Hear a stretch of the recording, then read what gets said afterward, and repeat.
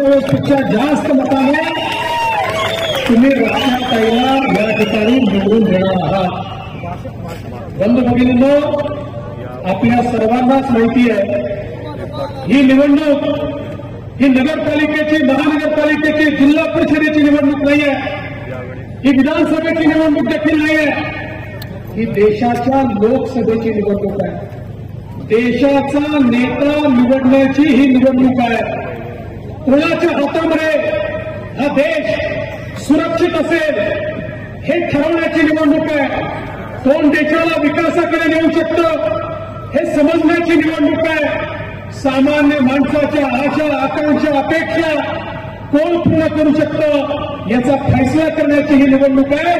आणि म्हणून या निवडणुकीमध्ये बंधू भगिनींनो, रक्षाताई किंवा दुसरा कॅन्डिडेट हे महत्वाचे नाही आहे, तर या ठिकाणी आज देशामध्ये या निवडणुकीमध्ये दोन भाग झाले, दोन ध्रुव तयार झाले। एकीकडे विश्वगौरव असलेले विकास पुरुष माननीय नरेंद्र मोदीजी आहेत आणि मोदीजींच्या नेतृत्वात आपली महायुती आहे। ज्या महायुतीमध्ये शिवसेना आहे, ज्या महायुतीमध्ये राष्ट्रवादी काँग्रेस आहे, रिपाई आहे, रासपा आहे, मनसे आहे, वेगवेगळ्या प्रकारच्या आमच्या संघटना आहेत। एक मजबूत अशा प्रकारची महायुती ही मोदीजींच्या नेतृत्वात आपण तयार केली आहे। आणि दुसरीकडे कोण आहे? राहुल गांधी आहे। म्हणतो मी इंजिन आहे, ममता बॅनर्जी म्हणते मी इंजिन आहे, स्टॅलिन म्हणतो मी इंजिन आहे। त्या ठिकाणी डब्बे नाहीच, सगळे म्हणतात मी इंजिन आहे। माझा तुम्हाला सवाल आहे, इंजिनमध्ये बसायला सामान्य माणसाला जागा असते का?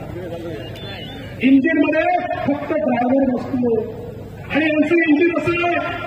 राहुल गांधीच्या इंजिनमध्ये बसण्याकरता फक्त सोनियाजी आणि प्रियंकाजीला जागा आहे। उद्धव ठाकरेंच्या इंजिनमध्ये फक्त आदित्य ठाकरेंना बसायला जागा आहे आणि पवार साहेबांच्या इंजिनमध्ये फक्त सुप्रियाताईला बसायला जागा आहे। तुमच्याकरता त्यांच्या इंजिनमध्ये जागा नाही आहे, तुमच्याकरता जागा ही फक्त मोदीजींच्या गाडीमध्ये आहे। आणि ज्या क्षणी रक्षाताईची बटन तुम्ही दाबाल त्या क्षणी या रावेर मतदारसंघाची गाडी ही ठीक आपला डब्बा मोदीजींच्या इंजिनला लागेल आणि मग विकासापासून आपल्याला कोणीही या ठिकाणी थांबवू शकणार नाही।